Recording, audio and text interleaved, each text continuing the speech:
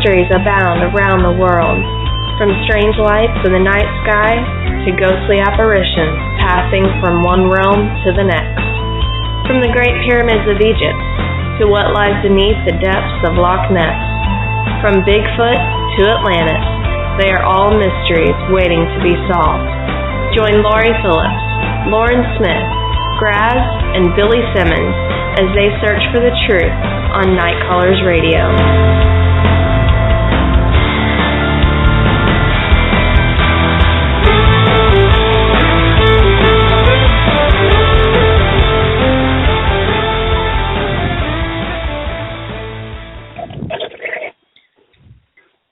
Good evening and welcome to Night Callers Bigfoot Radio. It is January 14th, 2016, and you're here with your hosts, Lori, Lauren, Graz, and Billy. How are y'all doing tonight? Doing great. Wonderful. Fantastic. All right. I'm glad to be here. Glad to hear from you guys. What's been going on? I think what's been going on is... Wow. Go ahead, Graz. What's been going on? Go ahead. No, you go on, Lauren. I was just saying that by next show time, I think we'll have Lauren will have had her baby. I think she's that close. I hope so. Yep.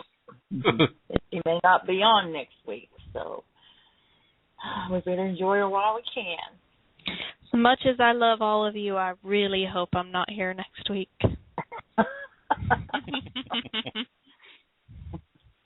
I will be completely honest. I am ready. I know you are, darling. I know you are. Yeah. How about you, Graz? What's been going on with you? Well, I'm not ready. I'll let Billy and Lauren continue that conversation they were having a while ago. I'll just kick back and watch that for a while. No, you're going to lose a good friend if you let him continue that. I might kill him. Well, come on now. No, it's getting a little rough in the studio before the show started. Getting a little rough. Well, I've never had children, so it's an interesting learning thing for me. See, I can listen to you guys, just learn all kinds of things about having kids. Oh. Just enough to keep you safe, isn't it?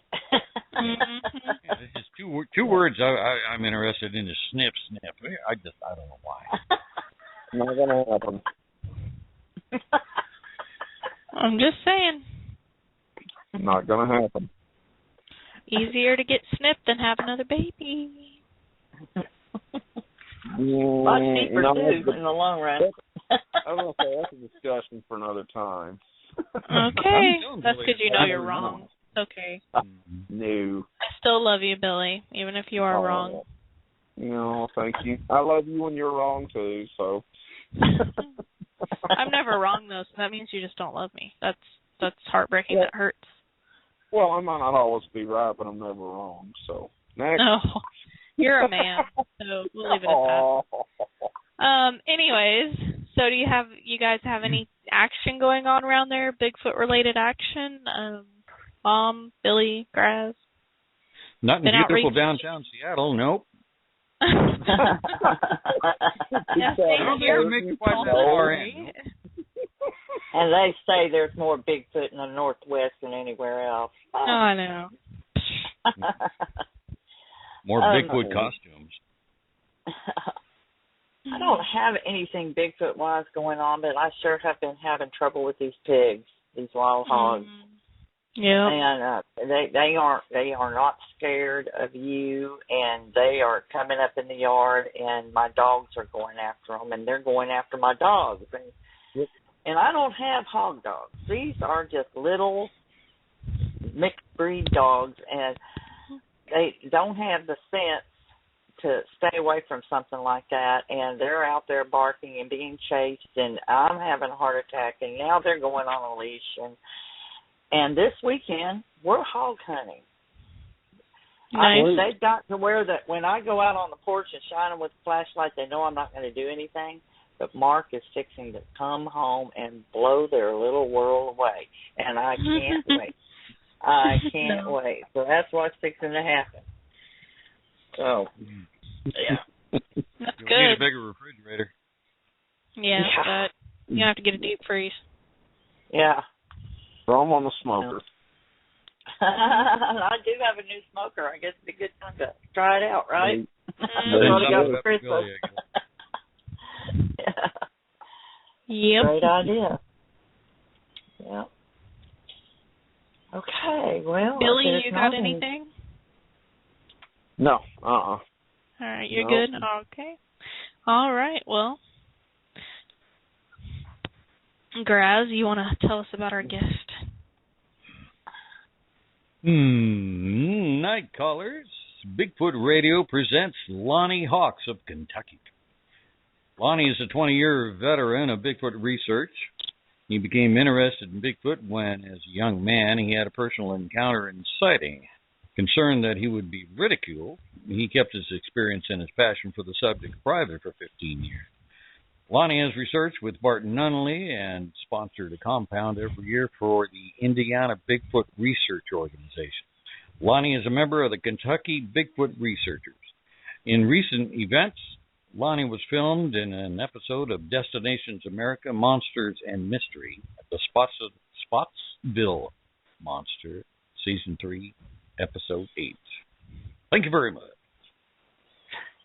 Thank you for that wonderful introduction, Grant.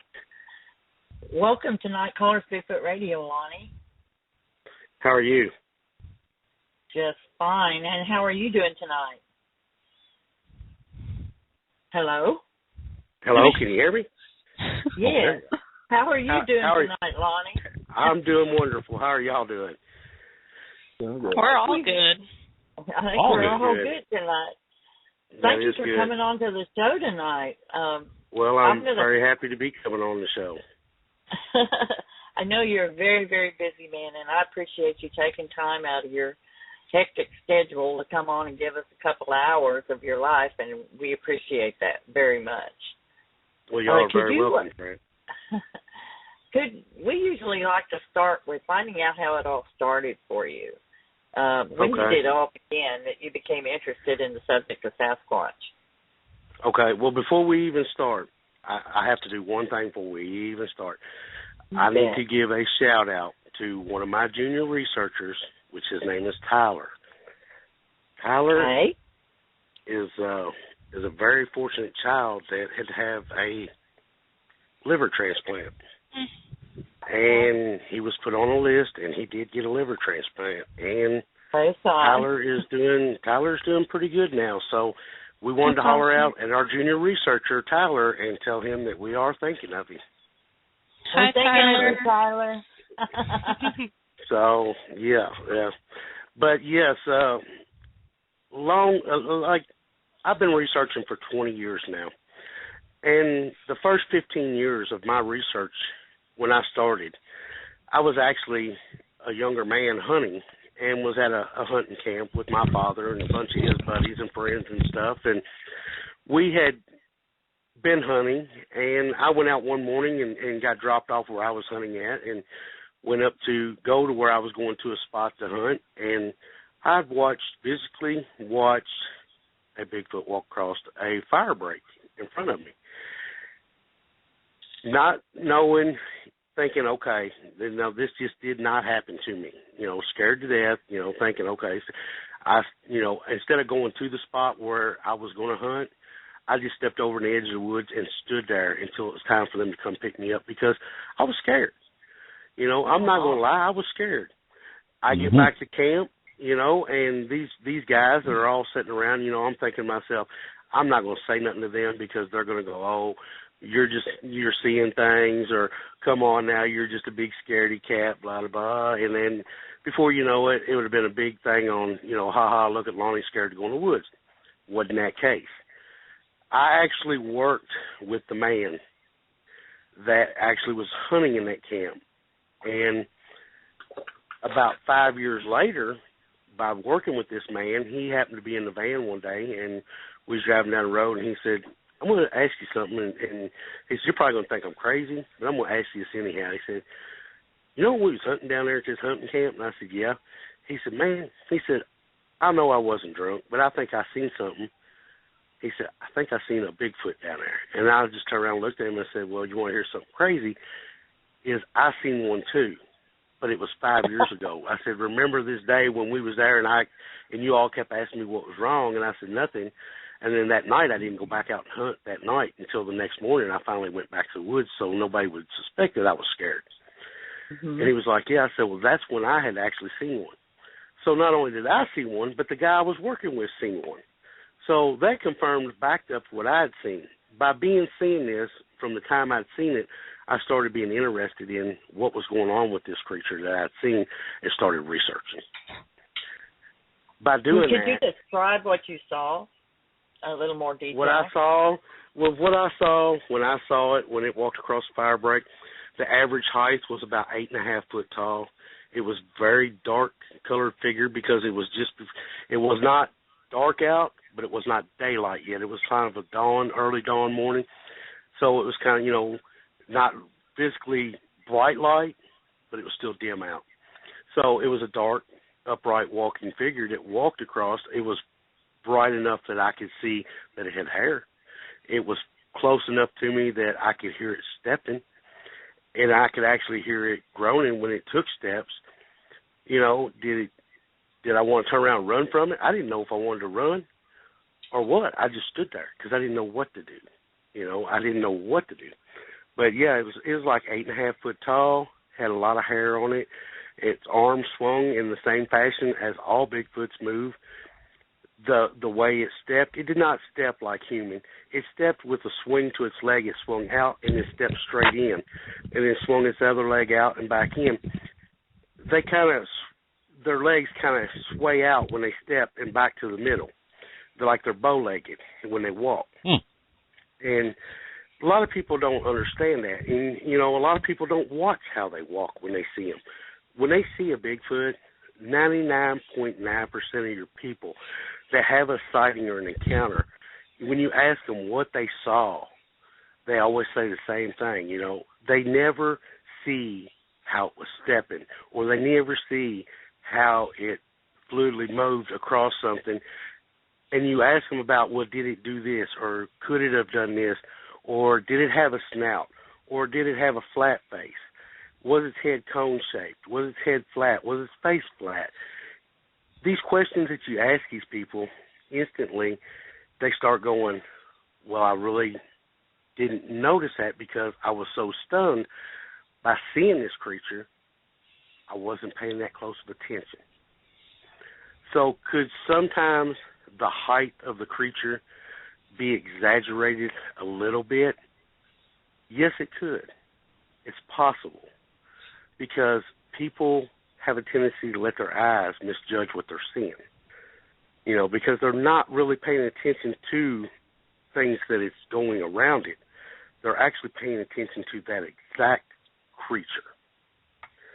So, but they're not paying attention to the detail. Unless it stops and physically turns and looks at them, they don't see its face.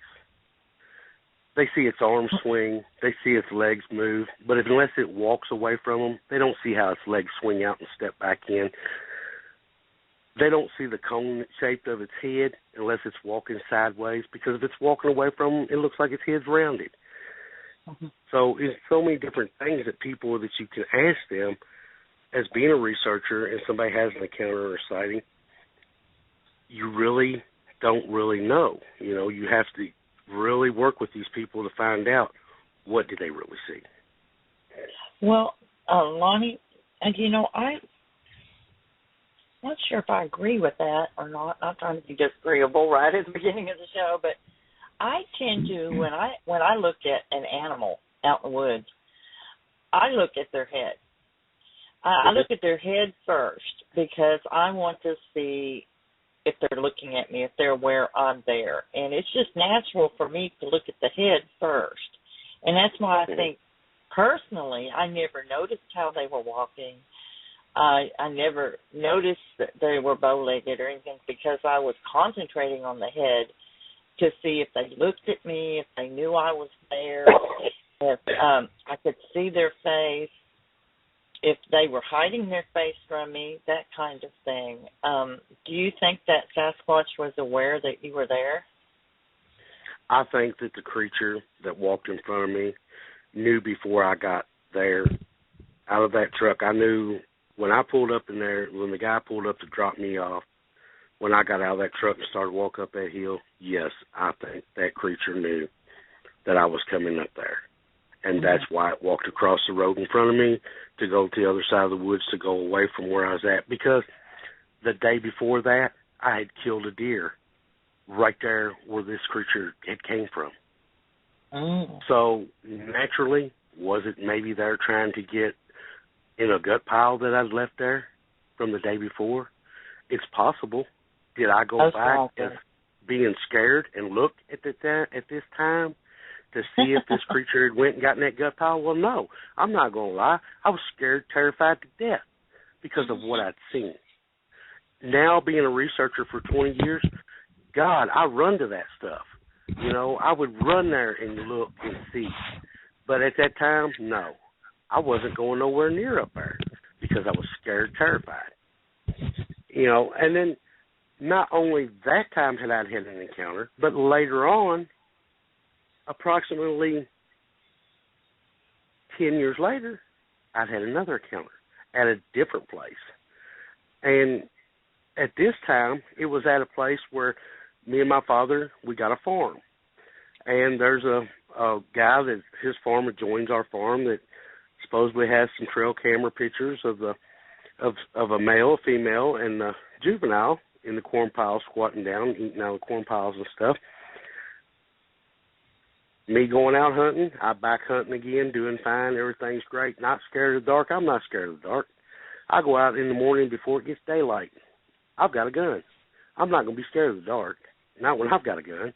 I go to my spot that I hunt before daylight, get set up, and I'm watching down the hill. It get daylight. I watch another guy come in on a creek and get his tree stand and start to climb up a tree, and I watch a male Bigfoot come across and squat down and watch this man climb in his climber tree stand up this tree. And I sat there and could physically look at it through the scope of my gun. Oh, no. And could have at any time, could have shot this thing in the back of the head. But that wasn't what I was there. I was scared. Again, I was scared. I was like, what is going to happen if I shoot this thing and I don't kill it? Is it going to turn around? Is it going to try to get me? Then I got to thinking, okay, not only is this one here, where's the mama and the baby that we've seen these pictures of that adjoin this farm of ours? So then I get to looking around thinking, okay, I'm watching this one in front of me. Where's these other two that always are with this one, that the pictures always show these three together? Where are they? And they're nowhere to be seen. This guy gets up in his tree almost to the top of where he's going to hunt and goes to stop to turn around and untie his feet and stuff. This creature stands up and walks around the hill and goes in between me and him and up over another hill, and I never seen it again. I stood straight up, walked down the hill to where this guy was in his tree stand, and looked up and asked him, said, did you see anything this morning? This guy naturally just got in his stand and turned around and looked at me and said, well, no, not yet. And I said, well, you have a nice day. I'm going back to the cabin. I went to the cabin. Let me tell you, I did not hunt for 4 years after that, okay? I did not go in the woods with a gun for 4 years because it scared me that bad again. Then I turned around and stayed researching and said, okay, you know, we're going to get past this part of, that's just twice now I've not been hurt. This creature's not going to hurt me. So therefore, we started doing outings on our farm, taking people out that would say, well, Bigfoot's not real, or I've never heard nothing, or I've never seen nothing. And we've took other organizations out to our farm, and they've come there and went, whoa, this is one of the reddest hot spots we've ever seen in the state of Kentucky. What is going on here? I said, no, you tell me. I tell you what's here. You came and you seen it. You left here. And when you left here, you said, can we please come back? You know, because that's how much activity was going on at this farm. Did it slow down? Certain times of the year, yeah, it did. Then it got less and less as the years progressed. We've owned this farm for 15 years. The last 3 years, it kind of got to where we wasn't hearing much at all. When we'd be out researching, we'd get a few responses. Some rocks be thrown at us, some tree breaks, tree knocks, some house. Recently went back, and I've been at this farm every weekend since September. And every weekend since September, I have had at least one response every weekend since September of 2015 till January of 2016. So do you think that possibly that it was over-researched and they were just not responding anymore because they... No, because we had actually shut the research part of it down because it got a little out of hand of people wanting to bring in trail cameras and leave them and then wanting to come back later on and just run the property and check their trail cameras whenever they wanted. And it was kind of getting a little disrespectful to not only me but my father and my mother, which at the time, my mother, last September becomes sick. Found out she had stage 4 lung cancer. December the 3rd, she found out on her birthday that she had stage 4 lung cancer. September the 13th. On December the 3rd, my mother went to heaven. So we kind of shut a lot of stuff down. And, I believe for the past 2 years, we kind of put it on a down low. And the people coming in and around and just having access to the farm at any time they want. There's one way in this farm and one way out. They have to come by our farm. They have to come by that house for me to get to where they got to go. So naturally, does it bother me or my father? No, it don't bother us if somebody was to come there. If I invite you there, you're more welcome to be there. But for somebody just to come and knock on the door and say, hey, would you take me out and go researching, kind of warm up to me a little bit, instead of just coming right out and throw it in my face, probably I would. Or if they showed me they had more compassion to what we do and showed me the interest to it and could kind of help me along and show me that they are as interested in learning as I am, then yes, I would take them out every time I went to the woods. I have active researchers in the state of Kentucky that I can honestly say I have one of the best research teams there is, that I can call at any time and say, hey, we need to meet up, we need to go here, this is what's going on, and my people are there, okay? There's not a time that there's not been an encounter or a sighting that we never did ever go and follow up on. Might have took us a little bit to get it all together to go follow up on it because of stuff happening, but we always followed up on it. We always went and done an investigation. We always, you always have to do that as a researcher. And when you own a company like I do, or a business or a research group like I do, you want it to be the best there is.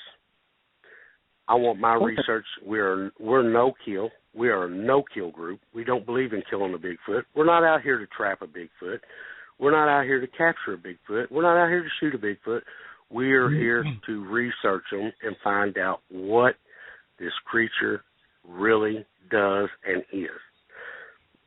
Do we support a lot of people that research in the field that we research in? Yes, we do, as long as they're no kill. Do we research, with these people? Yes, we do. I merged Indiana Bigfoot Research Organization, which is owned by Leroy now, which was formerly owned by Steve Abney. I merged their group in with mine. Leroy being new to the research industry and stuff like that. Yes, Leroy is probably one of the best researchers I've took on in a long time to learn as quick as he's learned and pick it up, and has got great evidence recently because he listened and he learned and he done it, and he went out and he got in the woods and he's doing what I'm doing. In order to get what you need to get, you can't do it from a computer. You can't do it from a book, and you can't do it by sitting in your vehicle. You have to get out and get in the woods. I'm in the woods 160 days a year. In order to be getting the stuff I get, that means you have to get out in the woods and be there. You know, do we have in times of going back to our vehicles of these creatures following us back and throwing stuff at us? Yes. Has there been times the eye shine photo that I sent you? In that photo, that's the actual mirror of my truck that me and my stepson went to a place called Horseshoe Bend in Kentucky and walked back to my truck, and we heard it following us and said, don't do nothing. I have blackout on my truck to where when we open the doors, nothing dings, bings, or nothing. The lights don't even come on. We sat in the truck and just pulled the doors to, and I sat there with a night vision camera and snapped that picture of it standing there. You know, the footprints in the snow. People say, well, I found one or two footprints. When I go out and find footprints, yeah, there's been times I've found one or two, but there's been times I went out and I found hundreds. So you've got to be in the woods in order to find this stuff. You know, the tree structures, the tree breaks, the stuff like that.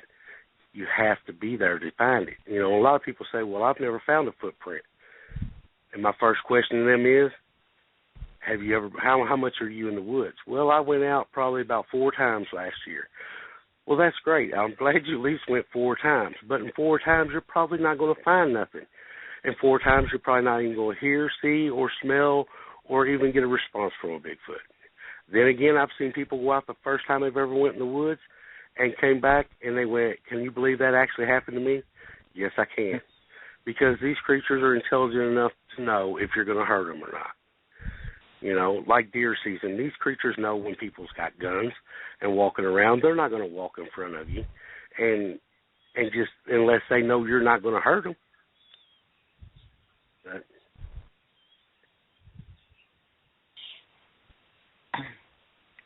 are you still there, Lonnie? yeah, I'm here. So by saying that, you know, a lot of people don't understand that by owning a research group, there's a lot of time and a lot of work invested in it.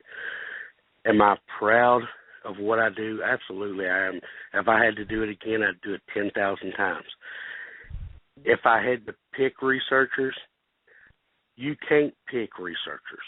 I'm going to tell you right now, the only way you can find a researcher is the person has to come to you. They have to show you they're interested, and they have to show you they're willing to put the time in. When they do that, then you've got a researcher. Until then, you've just got somebody that wants to hang out. Because a lot of people, they'll go 3 or 4 times and want to do this, and if you don't find nothing in 3 or 4 times or nothing happens, they usually don't want to go back. But they want to be a researcher, and that's fine. But I really wish these people would put the time in, you know, that have these groups. You know, like I said, Indiana Bigfoot Research Organization, I could not praise this group any more than anybody out there. These guys are getting it done. You know, Leroy Nell is in the woods. He's getting it done. Him, you know, they're out there. They have a camp out every year in the spring. I sponsor that camp out. We go to this camp out. You not only get to see Indiana Bigfoot Research Organization at this camp out, which I will be posting on Facebook when it is, and it's usually a weekend camp out. It's free. It does not cost anybody to come there and learn what we do. And we take these people out and show them what we do and teach them. Last year while we was out, we found not only one footprint, but we found 4 different other footprints in a different area. I found one of the best footprints I've ever found in my life that actually had so much detail to it, it was unreal. But it was found last year. We actually got a recording of a howl when we was out doing a night investigation at Morgan Moreau State Forestry. Every year we do this camp out at Morgan Moreau State Forestry. We always have something happen. You know, I don't know if it's just by the grace of God, but there's always been something there that's happened. People in the public there have come to us and said, look at this footprint we casted. Look at this footprint we found. Look at this, you know, listen to this recording we've got. And then we happened to go there last year. Not only did we get footprints that we casted, we also got a recording that we recorded. So in the spring, yes, we'll be doing this camp out that I'll be there with my group of researchers. Then Indiana Bigfoot Research Organization will be there. And we'll take people out on night investigations, day investigations. We'll actually put out recorders, cameras, and all this stuff, teach them how to cast footprints, teach them, you know, what we do and how we do it and why we do stuff the way we do it. that way they have a better opportunity to learn and have an experience of seeing a creature or hearing a creature or having one of these creatures getting closer to them like we do. Because I've been fortunate enough in the past 20 years, it took me a long time to learn this. You're not going to go out and have no creature just walk up to you and go, bang, here I am. But we've learned ways to intimidate them. I actually have a way to do different calls that we use that we've come to find out that this one certain call that I have actually intimidates them, and they usually respond to it. And we don't know how or why they do it, but we found out that this one call, particularly this one call that we use to call, they respond to. And do we keep it locked up and put away? Yes, we do, because we don't want nobody stealing this call from us. This is one of them calls that when I take it out and we use it, I make sure that I'm the only person that usually touches it because it's that important to us, But, these campouts, they're free. The only thing it costs these people to come to this and learn is to come there and pay for their campsite. For the weekend, it costs you $21. Who can pay? Who could not go for a campout for $21 and get to learn for free? And not only that, not only are you there learning, you get to hang out with us and do the stuff we do. So by getting to do that, you get to learn, you get to see all our evidence. We teach you how we got this evidence. We teach you how we get these calls. We show you the calls we use. We teach you how to use these calls. We show you where to get these calls.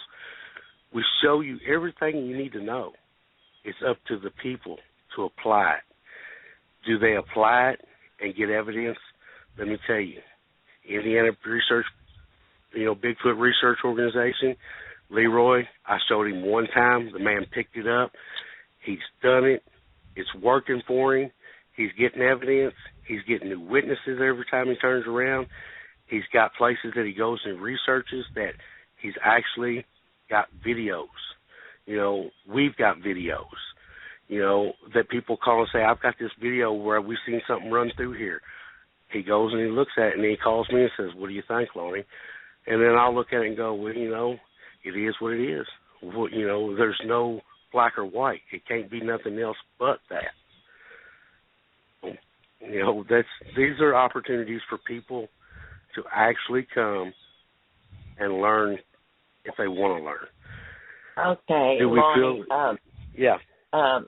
If there, we have some people out there that are listening that would be interested in getting with you and maybe coming to the spring thing. How can they find you to contact you? Well, the easiest way to do this is to get a hold of me. Is anybody and most everybody has Facebook. Mm-hmm. Get on Facebook, send a friend request to Lonnie, Lonnie, Hawks, Hawks. I'll be a guy squatted down behind a pit bull. It'll be a brick house in my background with a pit bull, and I'll be squatted down beside it. That's how you'll know that it's me. Then once you get to that and I accept your friend request, okay, then what I'll do is I'll turn around and take these people, what they need to do. After they accept their friend request, they need to send me a private message and say Bigfoot group. Once they say Bigfoot group, I'll instantly take them and stick them in the Kentucky Bigfoot Researchers group. And from there, they can watch everything we do and see everything that we do. Everything I do is on that page. They'll get to see it. It's there. So that's the easiest way to get to me. Okay. I have to ask you this. What do you teach them about keeping safe out there? Do you ever tell them about keeping safe? Have you ever had reports of aggression, aggressive encounters in Kentucky, and what instigated these encounters that and how can people protect themselves from possibly being injured? Well, we've come to learn, and there's several different situations that we've been in ourselves. The main situation is, in any situation, and I don't care if it's a Bigfoot or whatever it is, no matter what happens, if something gets aggressive with you, the main thing is you got to remember is you got to stay calm, and you don't run from it. You just turn around and simply walk away from it. Because if you run from it, then it becomes a game to it, okay? Then it knows you're scared, and then it takes this creature that's chasing you, and it can put it into a hunt mode, or it can put it into it's going to kill you mode or hurt you mode. So you have to really be careful with that. Have we had aggressive situations that we've been in? Yes, we have. I have been in a situation one night that me, Tom Jewell, Curtis Spainhire, Dustin Vitter, Sarah Vitter, we was all out one night, Penny Gold, and we was at a place called Big Slough in Henderson County, Kentucky. And this creatures actually had gotten aggressive enough that they was throwing rocks around us. And Tom had leaned down to shake a tree. And when he bent over to shake his tree, if he'd have been standing up, this rock would have hit him right in his forehead, and it would have killed him. Luckily, he bent down when he did. So we instantly, I turned around and looked at him and said, okay, here's what we're going to do. We're going to stand against these trees until this calms down a little bit. That same night, we actually had a creature walk up close enough we could hear it walking around us and breathing. So we just stood there, you know. That night, only thing we had with us for a camera was just a regular video camera that had some night vision on it. Sucked to be us, because this was one of them nights where we was all out doing nothing and said, hey, let's go researching, because we didn't have nothing to do. Hard lesson learned. If you ever go in the woods and you're going, I don't care if it's just, hey, let's go with the spur of the moment, take your equipment with you, because that's 90% of the time when something's going to happen is when you don't have your equipment with you. You know, and that was a bad lesson learned for us, hard lesson learned, you know, because that was the night that we could have had one of the best videos in the world, but it didn't happen because we didn't think before we reacted. We went to the woods. We took a little of our stuff, but we didn't take the main stuff we needed because we didn't want to go back to the house and drive 7-8 miles out of our way to pick up night vision cameras. That was silly on our part. So now we don't go in the woods without night vision cameras, or we don't go in the woods without recorders and cameras and stuff like that. We go to the woods, we research, we take our stuff with us. You know, if you but had yes, a flare camera, you really would have gotten something. Well, we have actually took a flare camera to that area and have actually gotten some good footage from there. Not only from there, but a place called Horseshoe Bend, Kentucky. Yes, we have gotten FLIR images from there. There's also, we've went to a place called Jenny Ho in Smith Mills. We've went to another place, Aussie Bottoms, down in Geneva. You know, several different places that I name off are places that these people that research, I want you to go there and research. And when something happens to you, I want you to call me and say, you know, wow, I can't believe this just happened, because these people that go there that never have nothing happen out when they're researching, and they go to these places where I research and my group of people research, we're constantly having stuff happen, you know, when we're there. These creatures get aggressive with us. What do? We walk to our vehicles. We leave all our recorders out in the woods. We don't take nothing out no more. We don't go back and get them until daylight. We leave that stuff alone. We simply just take our lights, turn our lights all on to where we're safe with light, and we'll walk back to our vehicles, and we leave. And leave all the recorders on and let them run all night. Come back in the daytime, and we start looking for footprints and stuff like that, tree breaks, stuff like that, you know, from the night before. You know, we have a lot of situations that are bad, but then we've had situations that's been good too, that we've actually been followed out and nothing's never happened. We know they're there. You can hear them walking with you. You know, they're following you all the way back to your vehicle, but they will never get close enough when they're doing that to take a FLIR and get them, because they stay far enough back in the trees that you just get little images of heat signatures. You don't never get the full body, and that sucks. And we've tried tricking them and one guy stay back 30 yards behind us as we walk out. They've gotten smart to that too. You know, they've these creatures that we research here, they've gotten real smart to that. The guys from Destination America that come here and film and looked at our evidence, the evidence that I personally got from my research over the past 20 years and the research that came from Henderson, Kentucky, they was astounded by it. They was like, this is great. This is stuff that, we're going to put out there and let people hear. The Bigfoot recording of the female, and why I say female is the night that I got this recording, that I went to take this recorder out, I'd been seeing a female and a small juvenile with her. Every now and then get a glimpse of them going through. She finally, I guess I got close enough to intimidate her that it made her mad. And when I put this recorder out, what did she do? She screamed, and she did not want me there. Naturally, what did I do? I went back to my How vehicle. would you describe the scream? The scream is it was like high pitched, or it was in between a high pitch and it was not a male call at all. Mm-hmm. It was more of a female high pitched scream, but it wasn't a female like human female. This call goes on for over 11 seconds. We're talking about a scream that people go, what in the world? The Destination America people, when they heard this recording, off of this recorder that it actually was recorded on, their eyes got real big. I wish I'd known that you had this recording. We would have loved to have played it on the air for our listeners. Well, while you're on your intermission, what I'll do is, here's what I'm going to do for you.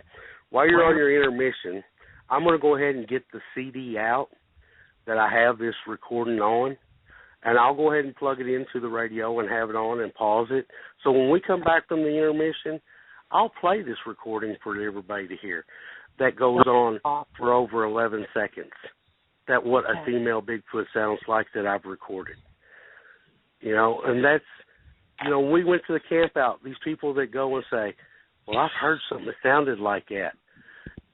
And then people all around the world that's been to these camp outs that come and see us and go, holy cow, I heard that before. And they can't explain it because they've never heard it or they didn't know what it was. Even the people from Destination America, their producers said, their biologists said, we cannot go out here and just say it's a Bigfoot, which we all naturally know that ain't nobody going to say it's a Bigfoot, okay? So therefore, they're naturally going to say it's either of an unknown species or of a mechanically made call.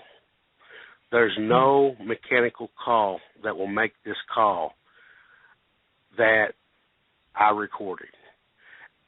The call that was recorded on the actual recorder, when we had it put on the CD from the recorder, you hear the background of the echo in it. You hear everything in it. That's how crazy it is, And it goes, and it just starts out, it's just this real long scream. Did she want me there? No. This creature wanted me to leave. Was I by myself that night? Yes, I was. We have made it a practice to not go in the woods alone. Now, I have to start going by what I make rules of. I make these rules for my researchers to stay safe, okay? Therefore, I need to start following them. That means I shouldn't go to the woods by myself either. But I have such a passion for what I do, and I have so many encounters when I'm by myself that it's gotten to be habit for me just to take off in the middle of the night and be in the woods and say, well, I'm going to go check these cameras or I'm going to go check these recorders by myself. And I do that. And then stuff will start happening. And then I'll call one of my researchers and go, listen to this. Right there on the phone while I'm talking to them, and they can hear it and go, where are you at? And I tell them, and then they go, why are you there by yourself? Why didn't you come and get me? Well, you was busy or you got to work tomorrow. So there's times I should, yes, practice what I preach. Should I go to the woods alone? Probably not. Do I feel safe doing what I do by myself? Absolutely. After doing it for 20 years, if I was to die tomorrow and get killed by one of these creatures, at least I would get killed knowing that I was trying to make it a protected species. Yeah. You know, so that's my main goal. It's not out here to hurt it, harm it, capture it, shoot it. No, it's to get it protected and make it a known species.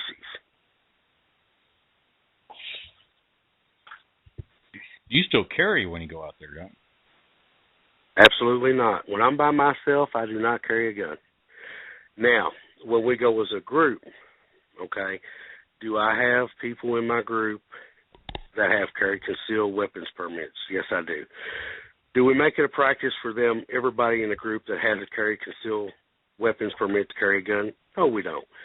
One person in the group will have a gun, and the gun being there for if coyotes run up on us or something like that.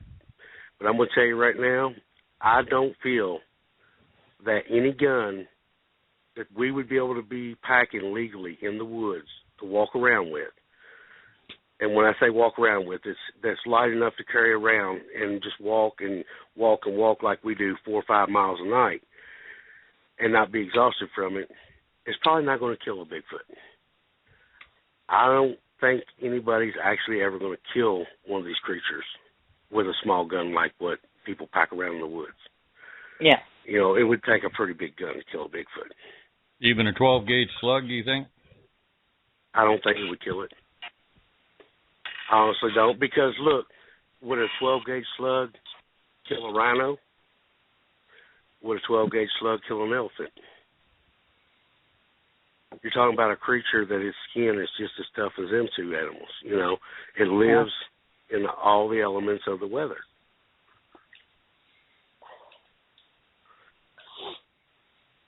You know, depending on how close you was to it, too. Can I say that if I was 6 foot from it and shot it with a 12-gauge slug, would it die? More than likely it would penetrate it and kill it, yes. But I can't say that shooting it from 25, 30 yards away would it kill it, because here's why. And I say this. There's people every day out here that get shot with guns that don't die, okay? Mhm. And big guns. I personally know a person that was shot with a 20-gauge shotgun, point blank, that I can honestly say is still alive. But he was messed up, though. I bet he was messed up. Believe it or not, the guy gets around better than most people would even realize. And they wouldn't even know, 90% of the people would not even know this man had been shot. But he was shot point blank with a 20-gauge shotgun. He spent 13 days in CCU on a vent. Mm-hmm. He come out of there and went to ICU, stayed there for a while. Then he went from there to the floor. So Lonnie, I can honestly say that a lot of people... Do you think that maybe a lot of your success is because you're not armed? Because I know I've had a lot of success out there, and I'm not armed. I think a lot of it is, like I said, these creatures are intelligent enough to know that when we're packing a gun or not. Now, if they can't see it, I don't think they know, no, if you've got a gun hid in your jacket. No, they don't know that. They're not that intelligent. Well, some will say, but if they see, they know you have a weapon, or others will say they can smell the gun metal or powder. Exactly, they can smell the gun powder. Yeah. Not so much the gun metal, they smell the oils. And they've gotten used to that from people hunting, that they smell that smell from the oils that people use to clean their guns. That's what obviously they're not afraid of guns, because you've had 2 sightings where there were hunters who had guns. I've actually had 2 sightings that where both sightings there was never nobody ever researching. We're talking about one place is over 8,000 acres, that people get lost there and have burned their checkbook to stay warm at nighttime, and have walked up on me the next day and say, can you please just get me to a highway to get me out of here? And I say, how long you been back? All night I've been lost. And I walk them out of the woods. So, yes, they've been, these places where this encounter was that I had, yes, it's a very big place. There's places there that we're finding now that they're logging this place that we never even knew was there. And we're finding tracks and stuff Can you there now. kind of describe the terrain of the areas that you research in? Is it mountainous, wooded? Well, now well, here's the thing. It depends on the situation. Where I've had both my sightings and encounters at, both in places was hills steep enough it was hard to walk up and down, okay? Okay. That walking in and out, you walk up the last hill to come out and you go, God almighty, that's Misery Hill getting out of here. But I'm glad I'm out because you've walked so many hills in and out. But my research areas here in Henderson most of them are 90% flat. And they all pertain to the Ohio River and the Green River. Okay. They all adjoin to the Ohio and the Green. So there are a lot of flatlands. One place I research is actually two places I research are on the Green River Forestries in Henderson, Kentucky. There's another spot that if somebody wanted to go research, I have took people there that are researchers that walked in and went, look at that, look at that, look at this. And I go, that's old stuff. Let me take you and show you this new stuff back here that we have going on right now. And they get back there and they really freak out and go, wow, this is crazy. Older researchers that's been doing it for 40 years, people like Steve Abney and Violet Abney, I took them out with me. Steve come to this place that I took him to on the Green River Forestry, and they made it about 40 yards in, and Steve stopped and said, there's a lot of activity here. And a lot of people can feel it when they get to a spot where there's a Bigfoot at. They know what's going on before they can get there. And he stopped me and he said, there's a lot of activity here, Lonnie. He said, a lot more than what you realize. He said, we're actually being watched right now, but we can't see them, but they can see us. And I said, just watch this. Just keep walking with me. And we walk these trails that we always walk and leave stuff on. And when we left out, naturally we was followed out. And Steve was very happy to know that the area I have that I took him and Violet to, even Violet said, holy cow, this is one of the best research areas we've seen in 40 years. Other than the places that they go to that are actually habitated areas to where they know they go to and they actually have ones that they put food out and habitat them to that area. Mm-hmm. Is my areas habitated? No. We try to make them habitated, but it makes it hard because we have a lot of people that come in and want to hunt our areas, or when I say hunt, they want to come in there and try to kill a Bigfoot, or they want to be the world famous, I captured a Bigfoot person. Oh, they got to use the information. Yeah, so we have a lot of issues with that, and it makes it hard on the people that research, like me, that go there. So naturally, the forest rangers and stuff that know me, when they ask me about a certain people that come in there, and I'll go, they're not connected to my group, keep an eye on them or whatever, don't let them be tearing nothing up. And they'll go and actually keep an eye on them for me and watch them and see if they're not tearing stuff up or back there packing guns around on a state forestry when they shouldn't even be packing guns back there in the first place. Right. There's no reason for it. It's bad situations that people put people in that make it hard for people like us that research.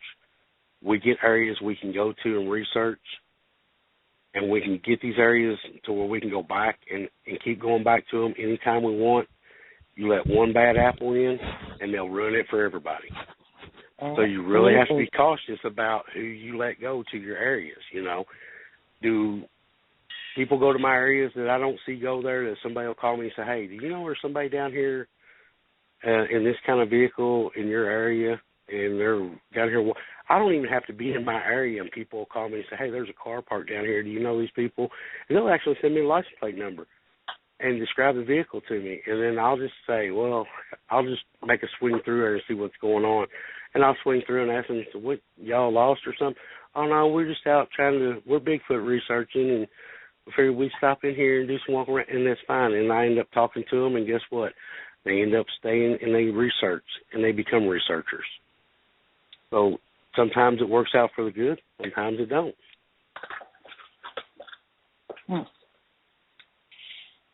But guns are not our friends. I'm going to tell you that. guns are not our friends. We're no-kill. So I want people to understand that if you are a member of the Kentucky Bigfoot Researchers, you're in a group that is a no-kill group. So if you're out here to kill a Bigfoot, you're in the wrong group, because I will not support that. I will not support it. I will not tolerate it. I will instantly put you out of the group. I'll put your name on a list with other groups and say, hey, you know, this person here is not in this for research. They're in this to kill a Bigfoot and try to be famous. I don't want to be famous. I just want it to be a protected species. Well, up here in Washington, we got a little different kind of a view about that. We got big cats and grizzly bears and all kinds of things to play with. So everybody I know. And I understand that. Yeah, well, in your situation and in your area, I understand that. You know, in Montana, in Wyoming, in Canada, you know, these places that people go researching in, but we're talking about Kentucky. Now, do our game wardens here say, I went up to a game warden the other day and asked him, said, so is there any black bears in Kentucky? And he laughed at me. And he said, well, no, Lonnie, you know there's no black bears in the state of Kentucky. You know, unless you go all the way over to the west side, there's none in Henderson County. And I started laughing. I said, oh, really? And he said, yeah. I said, hey, check this camera out that I've got from Bluff City. And I pulled his camera out, and I let him look at this little card that he slid in his camera, and he pulled up the pictures on it, and he showed 3 black bears walking in a row in one of my research areas. And his eyes got real big, and I said, I thought you said there wasn't no black bears in Henderson, Kentucky. And he said, where'd you get these at? Well, naturally, I give him the information so that he could go and monitor these bears that are here and watch them so nobody harms them or tries to harm them.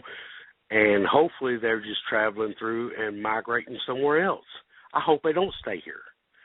But because that makes it for a bad situation for me and my researchers at nighttime. But yes, there is bears in Kentucky. People say there's not, but yes, there is. You know, and in Henderson County, yes, there is bears here. They say there's not, but yes, there is. You know, we have the pictures to prove that stuff. Fordsville, Kentucky, I seen a wolf go across my property down there. They swear up and down there's not a wolf there. I've seen it with my own eyes. I know what a wolf looks like. I know what its gait is when it lopes across your field. It's not a wild dog. It was too big to be a wild dog. So what we do, we set out a bunch of trail cameras. Naturally, what we get a picture of? A wolf. But according to them, there's no wolves here. But Fort Knox turned loose a bunch of red wolves to help with the deer population on Fort Knox. And naturally, there's no fences on Fort Knox to keep these animals there. They're going to migrate off. They also turn loose a bunch of honey bears there that are black. Everybody thinks they're really cute and they're friendly. No, they're not. They're mean, and they will bite you, and they will attack you. And they're little bitty black honey bears that they turn loose on Fort Knox. They're not going to stay on Fort Knox. They're eventually going to travel off of Fort Knox. Black panthers. There's a place in Beech Grove, Kentucky, that they call Panther Mine, that we actually have trail cameras there that we're seeing not only 1 or 2 black panthers there, but we're seeing 5 to 7 different ones there. You know, a whole group of them. So, yes, like he said, different situations call for different measures. Would you all be safe going in the woods without a gun? Probably not. But you could probably get away. If I was to come in a researcher, I would not take a gun out. Now, I'm not saying I would not carry a big canister of bear spray with me, but I would carry that. But I would not take a gun in the woods.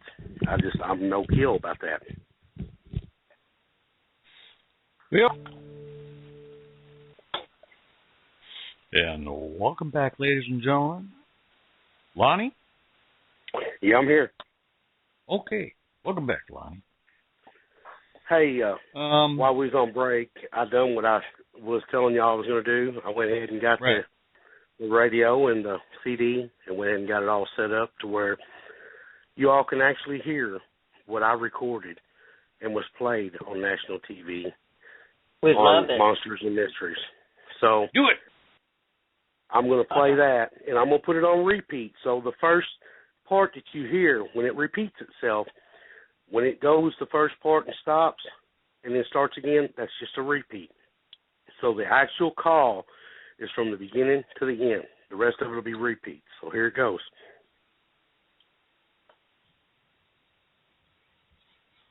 I'm going deaf. I can't hear it. I can't hear anything either. Okay. Hold on. I'm trying to get it. Oh, okay.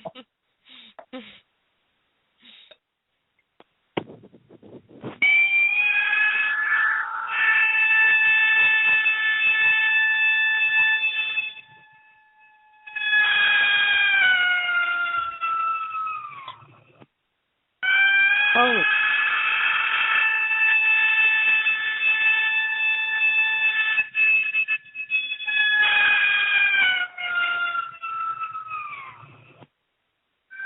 Holy Now, cow. did you hear that?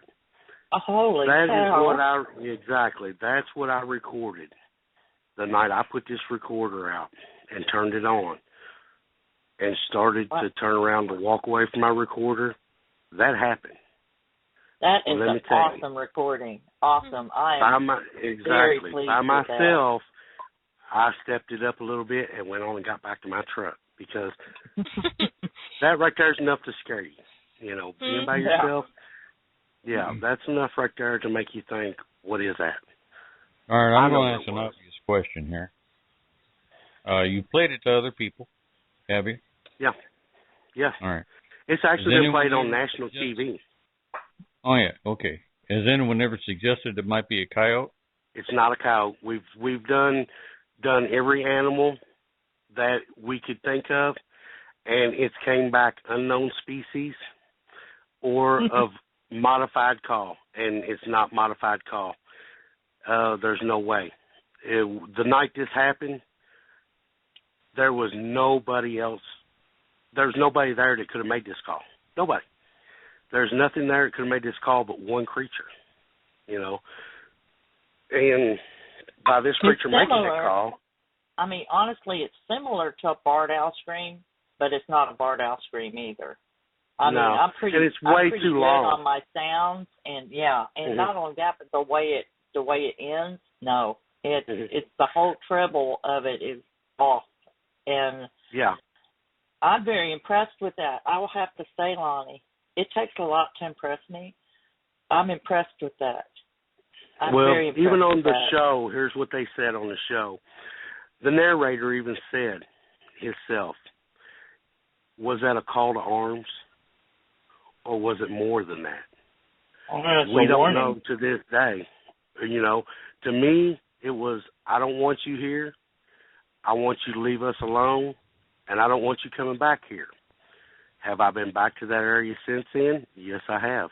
Actually, I've been back there several times, and we've got different responses, not this particular response, but we have gotten calls that where we use this call to intimidate this one, and it would call across the Green River and holler at one across the Green River, and it would respond back to it. And we actually recorded that one night with me and Curtis Spainhauer being out together. And Curtis was like, you kept telling me about this. Let's see it happen. And I done it, and it happened, and he went, what is going on here? This is crazy. He said that thing was over a mile away when it hollered, and it's right here on us right now within a minute and a half. Yes, sir. You know, it's so it came right to the other one. Are too. Yes, and it came right to the other one. When it hollered out, when we done this call and it responded to my call, it made a call, and the one that responded to it responded. It sounded like it was like a mile away. Real faint call. The next thing we know, a minute and a half, almost, a minute 45 seconds later, this thing is right across the river from where this other one is, screaming back at it. So these creatures, yes, they're very fast, and very intelligent, They communicate like any other creature. All creatures communicate. People don't understand that. It might not be because they don't talk, but they communicate. So, yes, this call that we have, I feel, is probably one of the best recordings in the world as far as a call of a Bigfoot. And do I have it? Yes, I do. Am I the owner of the person, am I the person that actually physically recorded this call? Yes, I did. And I can honestly say it's not of a Good modified capture. call. It is, so I'm very proud of my research. Did it take me 20 years to get that? It took me 20 years. After 20 years, this finally happens to me. That's over the top. Mm-hmm. I've All right, seen let's people take this go out. to the next step. We had a question in the chat a while ago, so I'll get this all on a ball of wax. When you first got into research with this, you pretty much started with nothing. What kind of move along? What kind of equipment like electronic equipment, kind of hunting, research equipment you started out with, and what you have now? When we first started out, with motion sensor trail cameras, and we had very good success with them. And then we've come to using the infrared trail cameras. We've come to learn that we're getting less with the infrared trail cameras than we was the motion sensor trail cameras. Is it because these creatures are partially nocturnal maybe and can see that infrared beam striking out through the woods and are walking around it? It's possible, very possible, because if you see the commercials for these deer on these trail cameras that are standing there with their nose stuck right against the trail camera, these creatures are nocturnal and follow this beam back to that trail camera and standing there watching this beam in a trail camera. That's because the deer are nocturnal and they see that infrared beam. Now, that's why they're standing there with their nose on the end of it. I got a thought about that because I'm an electronics geek and I've been studying a lot of this.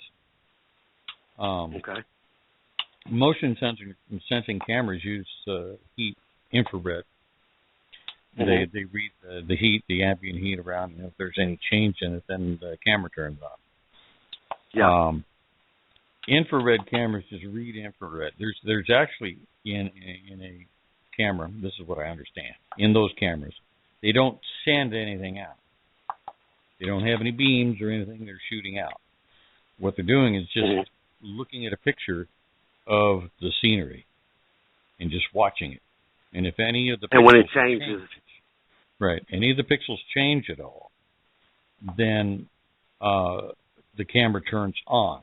And as it's turning on, what they're starting to research, some of the people are starting to research, is that there's a delay. And in that delay, it's building up from sleep mode to awake mode, and there's a high-pitched sound that comes out. High-frequency sound. High-frequency sound that we can't hear. But if you look at the animals, I mean, the cats, they don't care. They're walking by, they're looking ahead, they don't care. Some bears are about the same way. Some bears will turn and look, and that's why you see these animals. But deer, on the other hand, are always, most of the time, I would say, face on to the camera looking at it. What the hell is that? Because it's a high-pitched squeal coming out of it. And one of the theories that they're saying about Bigfoot is that one of the reasons they're avoiding it is because of that high-pitched squeal. And two, like from you say, the about sleep the mode to the wake mode. Right. About the infrared, they do have an infrared light, but that only comes on after it builds up out of sleep mode. It comes on after that to take the actual picture. So yeah, but here's what we're coming to find out, and I understand what you're saying. Yeah. With it coming from sleep mode to wake mode and all that, okay, now we're talking about a very intelligent creature. That, if a deer walks by it, and this camera, say a Bigfoot's in that area and is walking through by that deer, and that deer trips that camera, and it does shoot that infrared beam out at that deer, and that deer stops and looks at it. Right, it sees all that. Instantly, that Bigfoot is instantly going to stop, and it's going to look at that beam, and that deer will see that it's looking at that beam. That could trigger it enough to say, stay away from that. That's dangerous. You see what I'm saying there? Where naturally a Bigfoot's not going to really walk through by themselves too much. These creatures are either in groups of more than one, or they're actually following other animals, deer, coyotes, wild dogs. We've come to find out that the Bigfoots do thrive off of coyotes, and coyotes thrive off of the Bigfoot. We've always noticed that when Bigfoots howl and we get a response from them, a coyote pack will always start up and start in with them and start howling in our recordings. Yeah. Or we'll get coyotes howling, and then a Bigfoot will end up interacting with their howls. I have the same thing here in East Texas. Exactly. Right. Well, we've heard that. To find out, is it possible that these creatures are feeding off of each other? Yes. If a Bigfoot kills a deer, and it takes part of it and naturally drops some of it, what's going to get it? The coyotes. Naturally, if a coyote drag down a deer, and this group of coyotes kills it, and Bigfoots know this. Okay, they drug this deer down, they killed it. A Bigfoot is going to take this deer away from these coyotes. These coyotes are not going to stand up to this Bigfoot. So naturally, a Bigfoot don't have to go out here and run and waste energy to kill a deer. All they've got to do is follow coyotes around and wait for them to kill one. And they'll take it from them.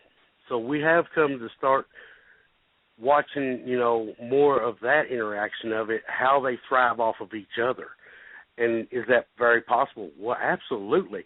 If you're going to walk out here and shoot a deer, and I can walk up as soon as you shoot it and take it from you, and you let me, I'm going to do it every time. But if I go out here and kill a deer, and you can't take it from me, you're going to walk along behind me and pray that I drop something. So we've come to find out that that's how we're saying they're interacting with each other, is they feed off of one another, which naturally the Bigfoot, more than likely, like we said, is going to win over the coyote because of them being bigger. They're more like a pet to a Bigfoot, where the coyotes are used to these Bigfoots. So we've, like I said, we've come to learn that they thrive off of each other. I think the word for it is symbiotic relationship. They work together. They can bounce off of each other. And one of the things always used to tick me off and out was listening. And you'd hear a very obvious Bigfoot call, and all of a sudden here comes all these coyotes and covering up the Bigfoot calls. They used to tick me off. I hate that part. Coyotes just won't shut up. Exactly. But if you stop and you really listen to your recorder, and there's ways of filtering that out, you can actually go back. We've got a sound guy that I use that does a lot of sound stuff that I take my stuff to, and when he pulls it from my recorder for me and puts it on CDs for me, that he'll take it, and if we'll leave it natural on the CD, but we'll also, if there's a bunch of other stuff in with it, we'll want to filter that out to hear what all's with that to separate it, and he does that, and he can separate it out, the coyotes from this and that. You can find the that's a great thing for those coyotes and cut them out. Oh yeah. And this company, and I don't know if I'm allowed to say their name on radio or not, but they're a really well known company. The Songbird Entertainment Systems. This guy does this for me. He actually, when I take a recorder in there and say, hey, listen to this, I want this took off here and put on a CD for me, and he'll be like, okay, Lonnie, and then we'll listen to it, and he'll say, do you want me to take, before I put this on a CD, do you want me to go ahead and clear this up so see if there's anything else in there with it? And we'll sit and listen to it 3 or 4 times, 5 times, to see if we hear anything else in the background of it. Naturally, sometimes there's nothing there. But there has been one occasion where, yes, there was another different call that was way off from this other Bigfoot that we'd heard that was responding to it, while these coyotes was responding in with it too. So, yeah, it does good to take some of that background stuff out sometimes. Use a stereo recorder? No, actually, no, wait a minute. What do you mean, stereo recorder for what? Well, it's like the one I got is made by Olympus, and you can get it at Radio Shack or someplace online or whatever. And we use digital recorders. Right, that's what this is. Yeah, it's about the size of a cigarette pack. And it's got a microphone on each end, but the top of that microphone comes off. And you can plug in separate microphones, put them way off in the distance, to the left and to the right. Yeah, you can plug in 360s to it too. Yeah. That way you can know what direction they're coming from. Whether or not you got a Yeah. call to the left, coming off that hill, and call to the right, coming off of that hill. You can listen to it live. Yeah. The actually recorder I have is an Olympus too. It is a digital recorder. And yes, that's the way naturally you're right on you're on cue. I'm gonna be honest with you. You're more on cue than a lot of people, and I don't tell them that. I sit back and listen to hear what they're gonna say first. Mm-hmm. You got to spot on how you're recording. I'm an electronic geek. I can't help it. Well, there you go. You're spot on, because let me tell you, when you separate them mics and you put them in different directions, you know where it came from. There's no second guessing it. Okay?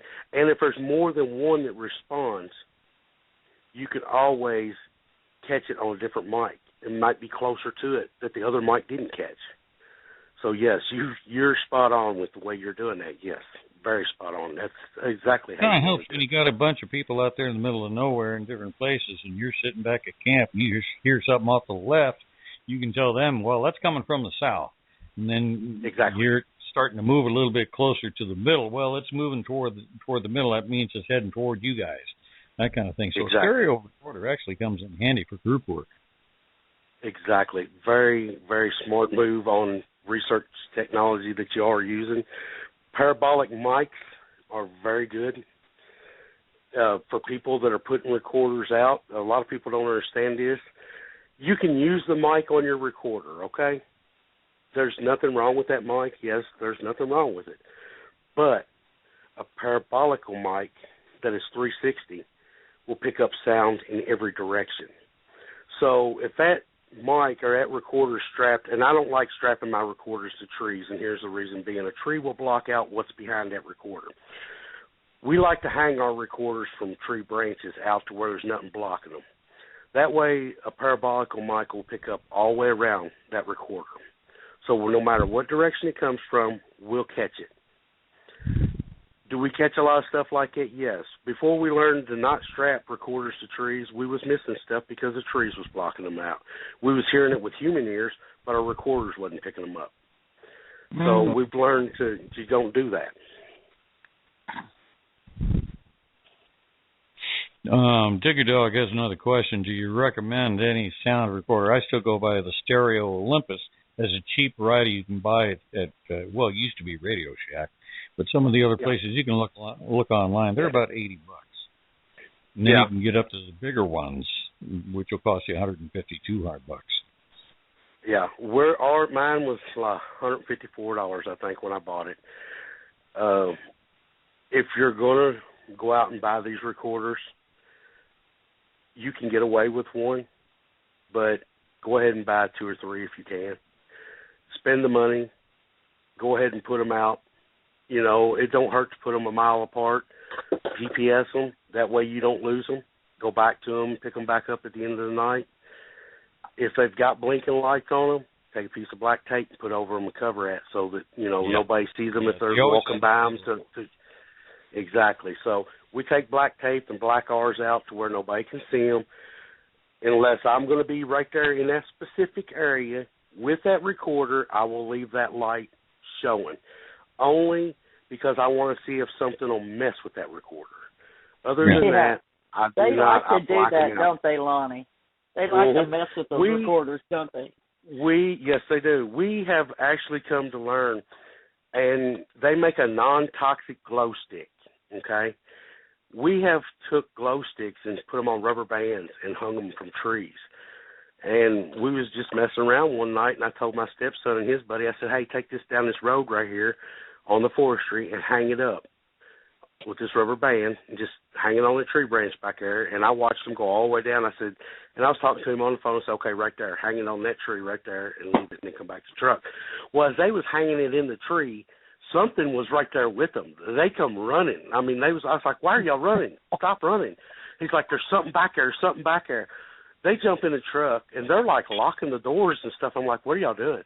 They said, there's something back there, Lonnie. There's something there. You don't understand. There was something walking up there when we was leaving. It was walking. We was sitting there, and we watched this glow stick take off across forestry and disappear.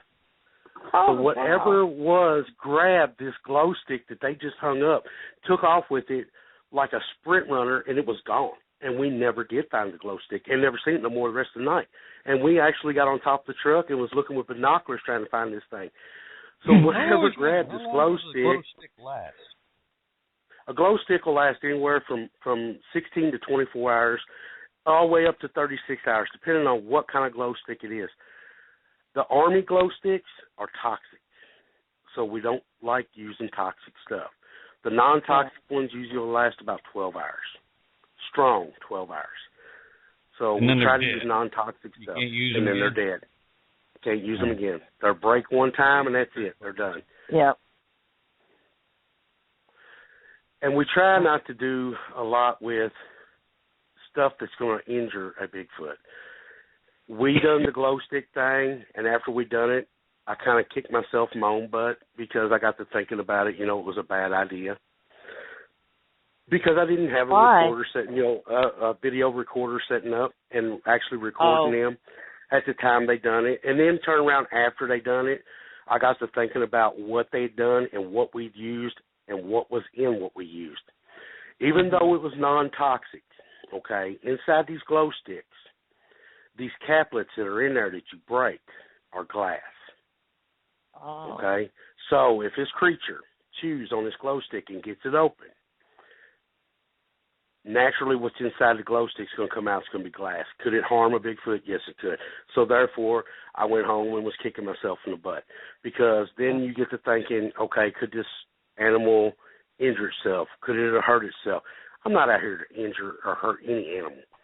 Mm-hmm. So if that animal got hurt from that glow stick, and knowing my truck, the sound of my truck, and my truck being there every time it turns around and I'm leaving stuff for it, and it gets this glow stick and it bites it open and then it cuts its mouth up and it hurts it, do I lose the trust of that creature of coming back and interacting with me anymore?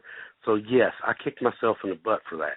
So I didn't do it anymore after that. Anything that hurts a Bigfoot or could hurt us, we don't put out for them. People say, well, we hang up CDs and let them turn in the wind and reflect. That's all good and fine and everything, even though they're plastic. But think about it. They're going to chew on it and they're going to try to eat it. So you think they really would? Yeah. Do you think they really would? I mean, or at the very least, they'll snap it, which would make a sharp edge. Exactly. Or, even though they know that it don't have no taste, they're going to break it. Could cut them. Could stab them in their hand. If I want something that's going to bleed, I want it to bleed where I can get that blood from it. I don't want it to bleed somewhere out in the woods to where I walk up and go, well, something bled there, but I don't know what it is.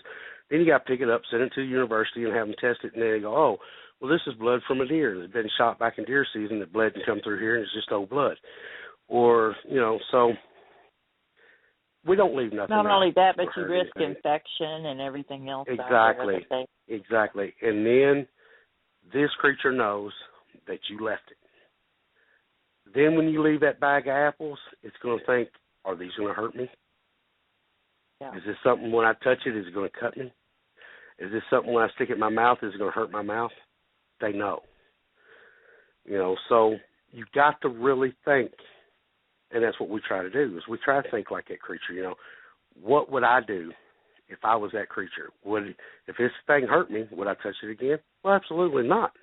If I got shocked by electric fence, naturally, I'm going to step over it next time. I'm not going to touch it. So it only takes one time. What about a glow-in-the-dark ball or something like that? And that would work good. That would work great, providing that there's nothing in it that's going to break and cut, that they're going to chew on. Yeah. We have some researchers that are in Indiana, that are in Indiana Bigfoot Research Organization, that these people, Eddie Bellimer and Vince Cato, they go out and they actually have a gifting area that they leave stuff in. And they have left balls that have been deflated. They have left a ball that's been moved. They've left gifts in buckets that's been opened and took out. And this spot is so well hidden that when they took me there, we walked up on it. I didn't even see it until we got straight within 4 or 5 foot of it. And I was like, whoa, that's crazy. I didn't even know it was there because it's in a little brush pile. But whatever's going there and doing this stuff has to have hands to touch it. Mm-hmm. You know, because creatures that don't have hands have teeth, and there's no puncture wounds in it. This ball was flattened and busted, you know, and air out of it. So therefore, it had to squeeze it. So, yeah, gifting areas, that's a great thing. Just don't leave nothing that's going to hurt them. They don't. You they do don't anything leave nothing like that's going to hurt them. collect hair or anything else? You got any techniques for something like that? Actually, we do. Actually, you'll want to watch all your trees, especially sappy trees that in the wintertime have a lot of sap that come out of them, like your pine trees, cedar trees. You'll want to watch all them drip sap areas for any kind of hair. Also, the trick to finding the hair is you can get to the bottom of the tree and kind of look upward at it. If there's any hair on that tree anywhere, it'll stick. You'll see it better that way from looking up from the bottom of the tree up. You'll see it sticking out better. We've used double-sided tape, clear double-sided tape, to actually try to get hair. We've used sap, a lot of sap. We'll collect a lot of sap and stick it on different items and leave it out and let them touch it. So now you're talking about something probably about 5 feet off the ground, so no bears or coyotes or wolves or anything go walking by. It would have to be 5 foot or higher to be able to know that it's to touch it. Bigfoot. Exactly. Yeah, we're not talking about putting it a couple foot off the ground or 3 foot, 4 foot. We're talking about putting this at least shoulder height to a human. That way you know a deer is not going to walk through there and touch this thing. Which naturally we all know what deer hair looks like. It's very short, it's brown, or it's white, or it's, it's that gray color. It's not like Bigfoot hair. Bigfoot hair, has elasticity to it, according to the researchers that, we mess with and research with, where human hair don't. Human hair don't stretch, it breaks. So you can do a field test on Bigfoot hair out in the field and hold it between 2 fingers on each hand, and if it kind of barely feels like it's going to stretch a little bit, send the rest of it in. Don't touch it all. Just touch one piece out of the clump. Take you something and get one piece out of the clump. People mess up, and they mess up DNA by touching stuff. We never put hair DNA in plastic at all, ever do I ever. And I preach this to everybody. I always put my hair samples in brown paper bags, lunch bags, and I seal them off, and then I send them to the university. I never put a hair sample in a Ziploc baggie or a plastic bottle or anything that has any kind of nappa in it, because that stuff will mess up DNA. So we use brown paper bags to put our hair in. Now, feces samples and stuff like that, yes, you can put it in a brown paper bag. You might want to take 4 or 5 of them because it could leak through. But you could put some of that in a plastic container too, as far as just a brown bag, So, yeah, hair tricks, don't put nothing down low to the ground. If you do get hair, take a stick and pull one little piece of hair out of it. Put it between your fingers and try stretching it a little bit. If it stretches just any at all, that you feel it stretched any at all, you're going to send it in regardless, but that's a simple field test that you can use. Do that. Send it in.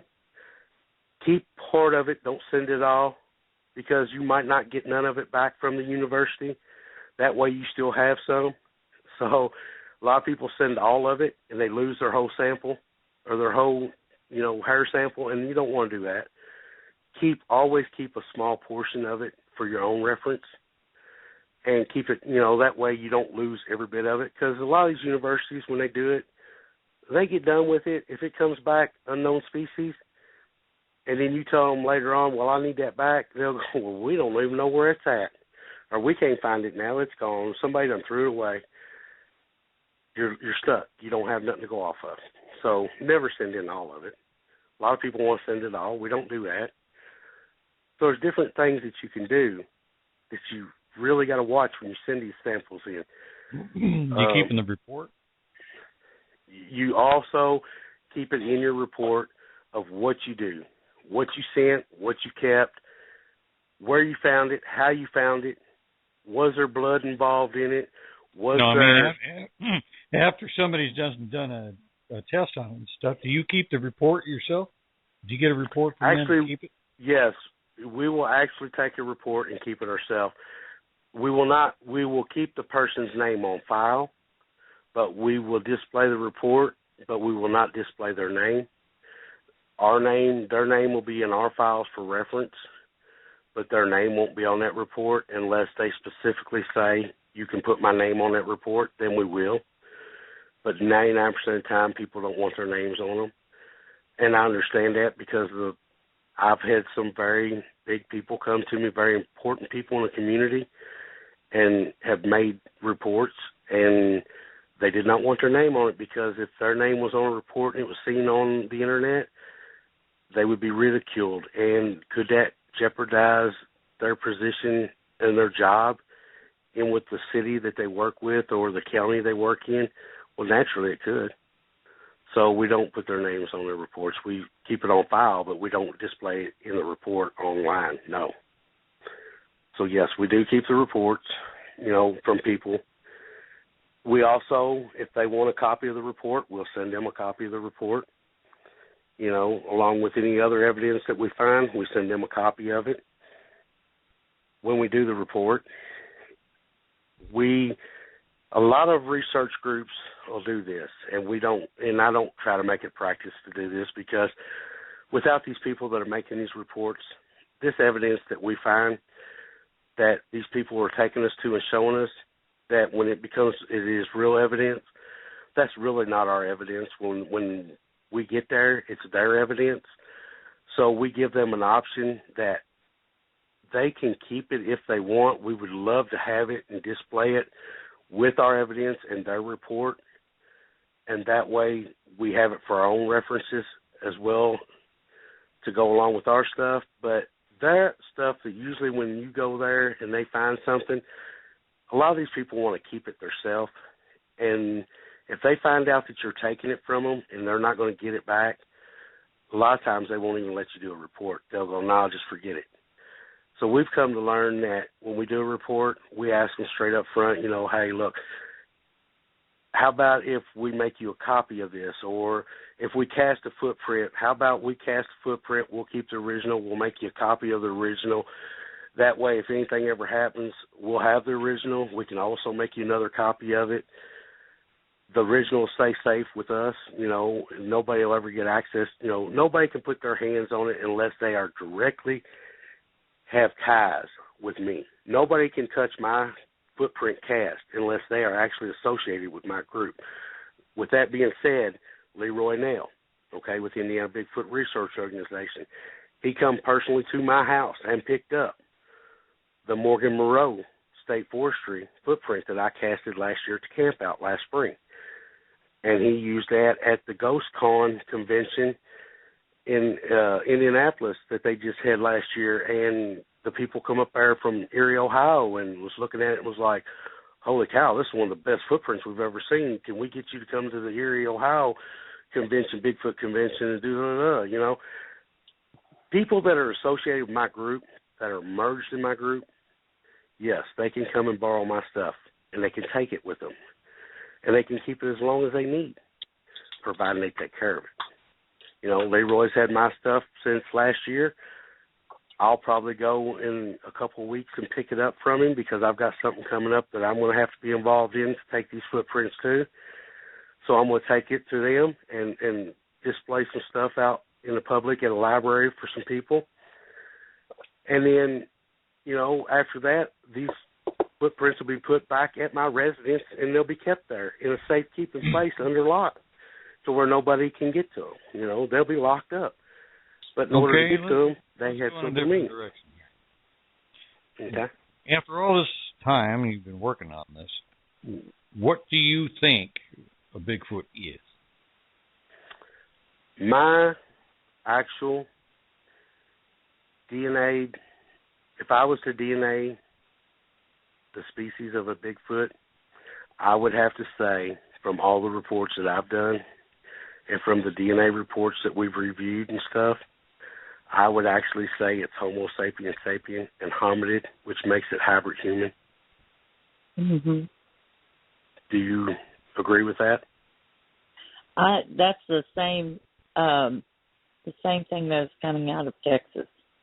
Samples that are being sent in to be examined in Texas, that's what they're coming back here as. Exactly. Here in Texas. So we're talking about a separate type of hominid that has, what I call them relic hominids, that has survived all these thousands and thousands of years on its own. And we've got different types around the world.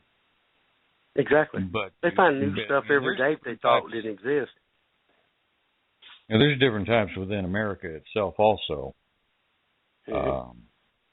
Differences between like the northwestern ones, which are really, really huge, 23-inch footprints, 24-inch footprints, 10 feet tall, to different other types across the country. Some are a little lankier, some are a little heavier, different colors in different places and things like that. So you consider it to be several different types of hominids that have survived. Yeah. From my research, I've come to find out, and this is just a theory, I don't know, don't base this off of anybody else's research but mine. I've come to find out that all creatures from the north, everything that come from up north, all our reports from up north, everything we've gotten from up north has always been way bigger than our reports from the south. And when I say north, I'm talking about Michigan, Canada, places like that. All these creatures have been way huger in size than they have been from the south. And when I say south, I'm talking about from Florida. Florida, their reports down there are not creatures as big as what they're finding in, making reports of in Michigan and Canada and Ohio and places like that. Yeah, and down south, saying exactly. Like 6.5 foot, 7 foot at the most. Exactly.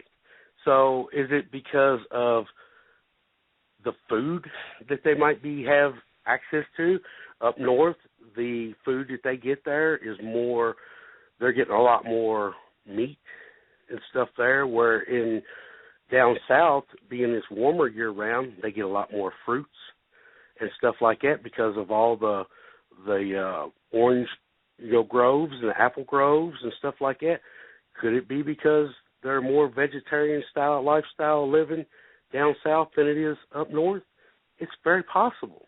And because of the heat environment. Exactly. It stunts their growth, and there's so many different aspects to why and how come. But yes, I have come to find out in my research over the years, everything from the north has always been bigger than it has been from the south. Now, what about things like, you look at them, a lot of people say some of them look human and some of them look like monkeys. We have that a lot. We have a lot where they'll say, well, it had human features in its face. And then sometimes we'll have it to where they say it had gorilla features looking to its face. The ones that say it has gorilla features looking at its face, when we talk to them people and we interview them, we start asking them questions more into detail of, well, could you tell how it was walking, or could you tell how it was moving its arms, or when it turned its body, did it turn its head and look at you, or did it turn its whole body and look at you? When it looked at you, did it blink its eyes, or could you see its nose? Did it have a big, flat, flared-out nose, or was its nose more pointed and long? Did it have lips that was great, big, and blunderous and huge, or was it little, petite, smaller lips that looked more human? When they say they see its face, they're going to have to tell me. When they say they see in its face, if they say they seen its face, they're going to have to tell me something that they've seen in detail. Because if you've seen its face, you've seen something in detail. It had to have done something for you to see detail. Mm-hmm. And when it turned and looked at them, did it turn its whole body, or did it turn its shoulders and look at them and turn at the hips? There's so many different things I'm going to ask them to know. Did they really get a good look at what they thought they saw, or did they see something and then their mind pictured it being something else later on, and that's what they thought they saw. That's what we actually go back and have to work with these people and say, you know, are you positive this is what you saw? Did it do this? Or could it have done this? And then they come back, and then later on they'll go, you know, maybe I didn't see its face as good as I thought I did. Maybe I saw its face, but I really wasn't paying that close of attention, and I thought I was. You see what I'm saying? So there's so many different things that we have to ask them. All the time, as far as writing down witness reports. You got 10 people looking at one situation, and they'll differ in huge aspects. And, you know, we don't do that. Believe it or not, I'm going to cut you off there. I will not do that. When I do a report with somebody, it's one-on-one. I will not take 10 people with me to do the report. I'll take 10 people with me to do the investigation, but I'll take one person with me to do the report, because I will not make that person feel like that they're intimidated or ridiculed, or that they're being misled to say something different, or that other people are saying, dragging them in different directions. I don't want them to do that. But there's specific questions that we can ask them to know that maybe their brain was playing tricks on them. Not saying they didn't see what they seen, but maybe their brain over-exaggerated and they maybe wanted to see something that they really didn't see. Does that make sense to you? When you're looking at something that you don't understand, your mind tries to make sense of it. And a lot of times, have you ever been, exactly, what you see. Take this for an example.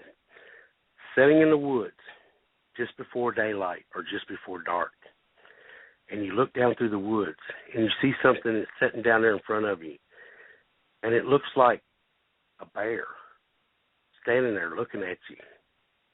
And you kind of start looking at it and you think, that's a bear looking at me. Holy cow, there's a bear standing there looking at me. But then when you get up and stand up to go walk out of the woods, it's actually just a short stump standing there.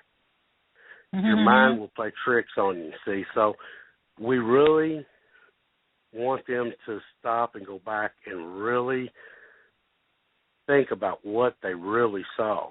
Not saying they didn't see that. We just want, you know, as much detail as we can get from these people.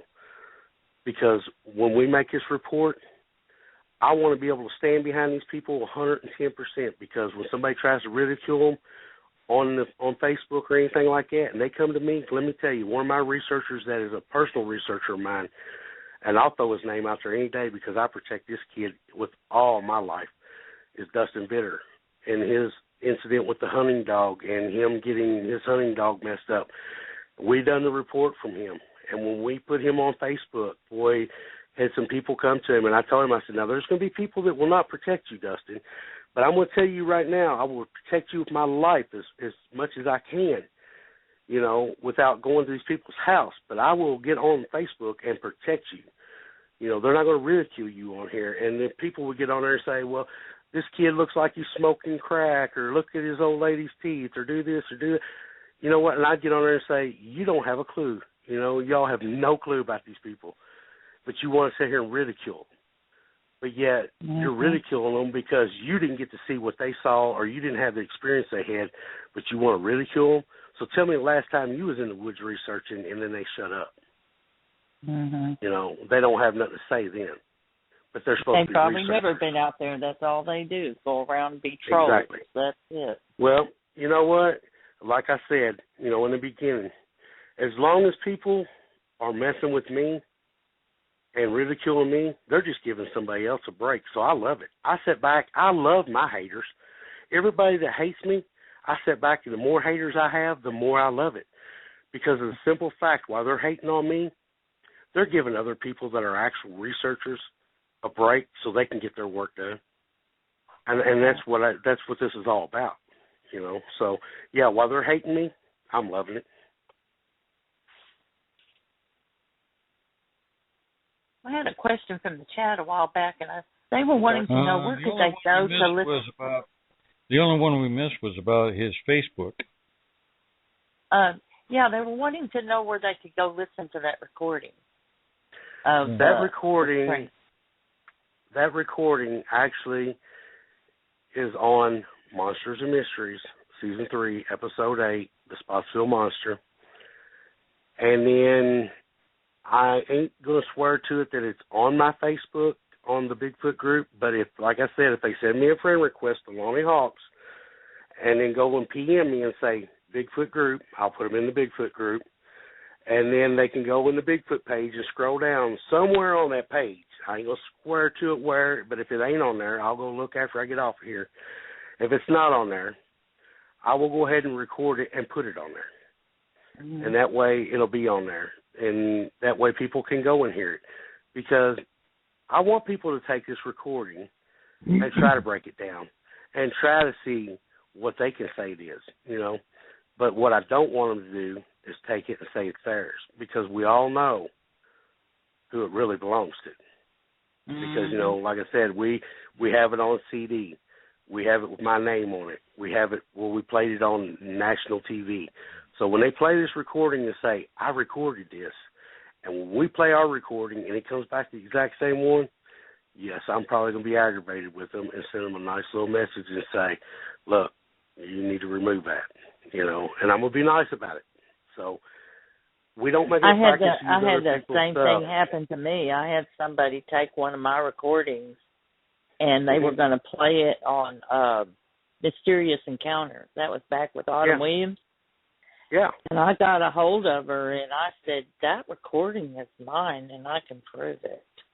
Yeah. And she was really upset, you know, because that these people had taken my recording, and I was like, really? I didn't think people would do that. Well, let me tell you, recordings and pictures.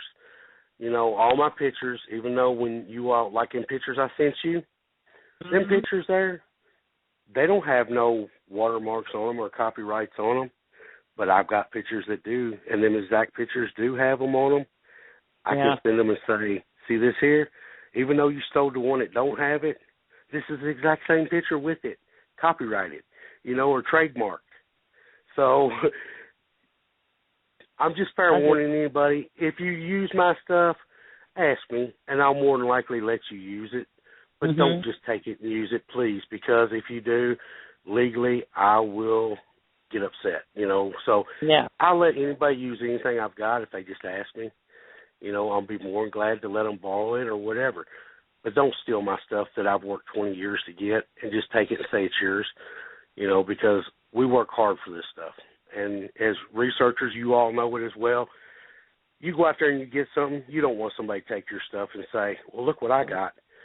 And then you see it later on the Internet and you go, whoa, wait a minute, that's mine.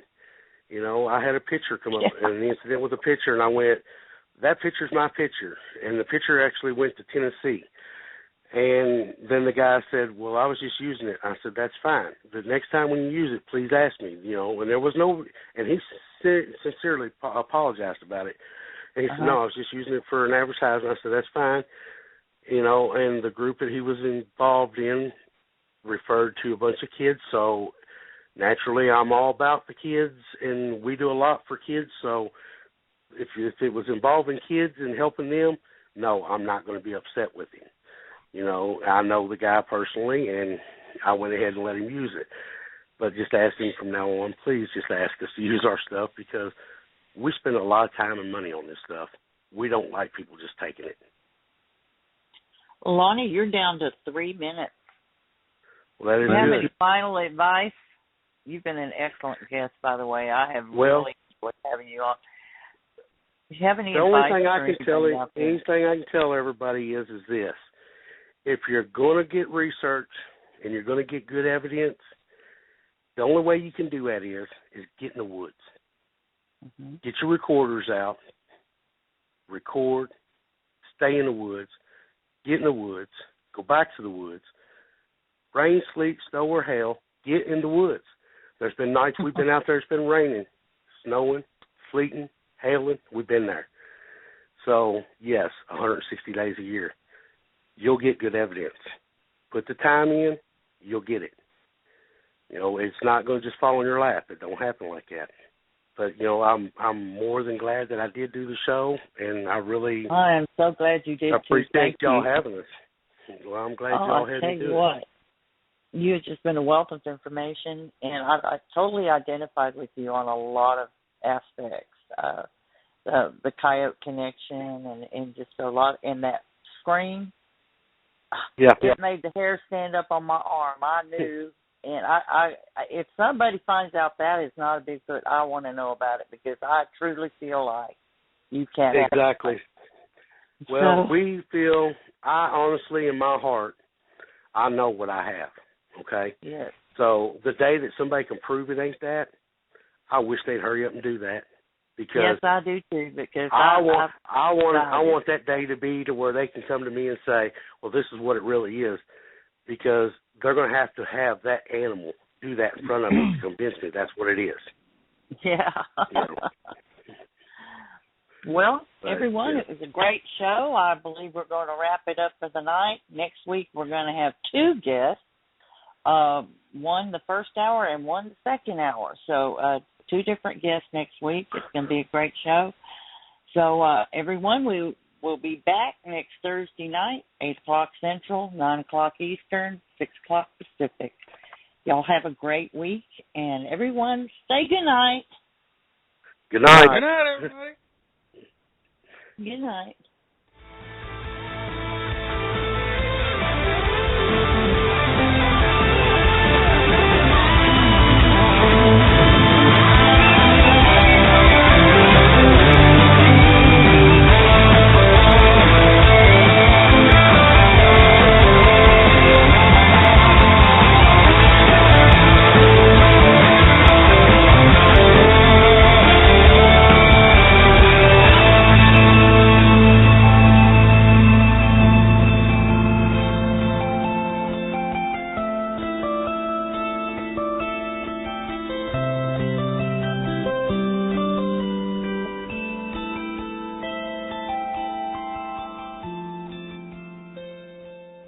Geico presents sharing versus oversharing. Today, Bridget Griffin shared a video of her daily yoga routine, 2 self-help articles, and her new blog called Build Your Inner Bridge with Bridge. Girl, your sharing has turned into oversharing. No worries, Bridge. Geico has some info worth sharing with your 7 blog followers, like how you could save money on your car insurance, update your policy, and report a claim just by visiting geico.com. How's that for building your inner bridge? Bridge? Geico. 15 minutes could save you 15% or more on car insurance.